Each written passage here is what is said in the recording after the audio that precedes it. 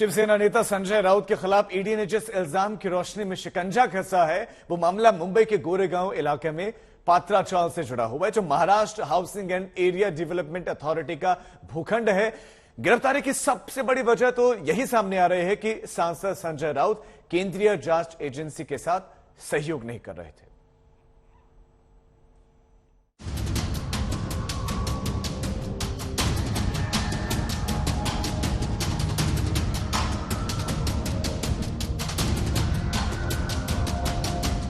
प्रवर्तन निदेशालय ईडी ने आखिरकार संजय राउत पर शिकंजा कस लिया। ईडी ने संजय को पीएमएलए के तहत गिरफ्तार किया। संजय राउत के घर से ईडी को 11.50 लाख रुपए कैश भी मिले। केंद्रीय जांच एजेंसी का एक सियासी नेता पर हाथ डालने का मतलब तो यही था कि सियासी ड्रामा होना, और वो हुआ भी। फिर चाहे वो खिड़की से झांकना हो, या फिर घर से निकलकर अपना गमछा हवा में लहराना, या फिर गिरफ्तारी से पहले वो मां का आरती उतारना, ये सब कुछ सियासी था।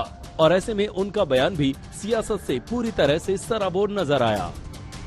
मेरे खिलाफ जिस प्रकार से झूठी कार्रवाई, झूठे कागज, झूठे एविडेंस लोगों को मार मार कर पीट कर बनाए जा रहे हैं, ये सिर्फ महाराष्ट्र को कमजोर करने के लिए, शिवसेना को कमजोर करने के लिए। लेकिन शिवसेना कमजोर नहीं होगी, महाराष्ट्र कमजोर नहीं होगा।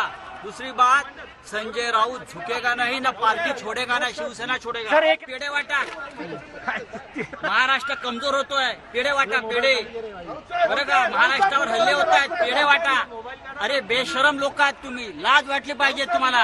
आणि शिवसेना इतकी कमजोर नाहीये, खरी शिवसेना काय आहे हे आज तुम्ही पाहताय। यानी संजय राउत का दावा है कि केंद्रीय जांच एजेंसी ने उन पर जो भी इल्जाम गढ़े वो सब के सब झूठे हैं और सबूत भी सही नहीं है। रविवार की शाम से ही केंद्रीय जांच एजेंसी यानी ईडी और संजय राउत के बीच हूत तू वाला खेल शुरू हो गया था। खबर फैलने के बाद भारी संख्या में समर्थक संजय राउत के घर के बाहर जमा हो गए। यहाँ तक कि ईडी की टीम का रास्ता ही रोक लिया गया। हालांकि पुलिस को पसीना बहाना पड़ा, लेकिन समर्थकों की भीड़ को वहाँ से हटा दिया गया। और देर रात तक जो इंटेरोगेशन और पूछताछ चला, उसके बाद उनको थोड़ा समय आराम के लिए भी मिला। लेकिन जैसे कि मैंने पहले भी बताया था, अगर उन्हें कुछ और डिटेल्स निकालनी है तो समय अभी थोड़ा कम है। ताकि साफ तौर पर एनफोर्समेंट डायरेक्टरेट के वरिष्ठ अधिकारी खास करके जो दिल्ली से भी आए हैं, वो कोर्ट में उनकी दलीलों में एडिशनल कस्टडी जरूर मांगेंगे। उधर प्रवर्तन निदेशालय का ये आरोप था कि संजय राउत जांच में सहयोग नहीं कर रहे। सामने आई जानकारी कहती है कि जब संजय राउत से जांच एजेंसी ने अपने साथ ईडी ऑफिस चलने को कहा, तो उन्होंने सांसद होने का हवाला दिया और 7 अगस्त तक का समय मांगा। छापेमारी के वक्त संजय राउत ने सफाई दी थी कि एक जिम्मेदार सांसद के रूप में संसद सत्र में भाग लेना है, और इसलिए वो 20 और 27 तारीख को ईडी के सामने पेश नहीं हुए। मामला एक सियासी कद्दावर नेता का था और कार्रवाई कर रही थी एक केंद्रीय जांच एजेंसी। ऐसे में सियासत को भी अपनी रोटी सेकने का मौका मिल ही गया। बीजेपी के खिलाफ वो बोलते रहते हैं, बीजेपी के सामने डर के मारे सर नहीं झुकाई। बस यही इनका एक ही गलती है, एक ही अपराध मान सकते हैं आप। यही इनकी साजिश है कि हिंदुस्तान में कहीं भी विपक्ष पार्टियां कोई राज नहीं कर पाए। यही नापाक इरादे को सामने रखकर बॉडी लैंग्वेज देखिए, उससे लगता नहीं है किस तरह से मफलर निकाल करके ये सब कर रहे हैं, और इस तरह से कह रहे हैं कि हाँ मैं शिवसेना नहीं छोड़ूंगा। मानो ये इसलिए दबाव बन रहा है। ये वो पूरी तरह से दोषी है, और ये जांच आज से नहीं चल रही है, लंबे समय से जांच चल रही है। कई कार्रवाई हुई, कई बार पूछताछ हुई है, और मेरे ख्याल में कोई भी जांच एजेंसी जब किसी को हिरासत में गिरफ्तार करती है तो कुछ न कुछ होता है। सवाल उठता है कि आखिर ईडी को संजय राउत को गिरफ्तार क्यों करना पड़ा।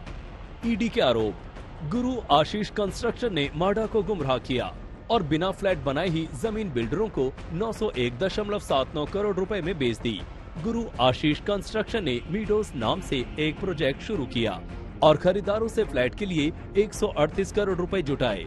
जांच में सामने आया कि कंस्ट्रक्शन कंपनी ने गैर कानूनी तरीके से 1034.79 करोड़ रुपए से ज्यादा की कमाई की।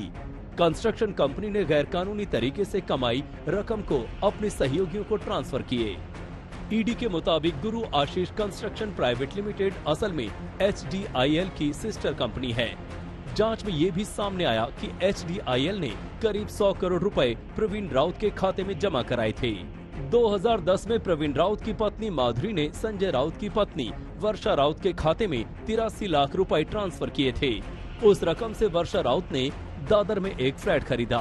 ईडी की जांच शुरू होने के बाद वर्षा राउत ने माधुरी राउत के खाते में 55 लाख रुपए भेजे। ईडी के मुताबिक प्रवीण राउत ने राकेश वधावन और सारंग वधावन के साथ मिलकर 1000 करोड़ रुपए से ज्यादा की हेराफेरी की है।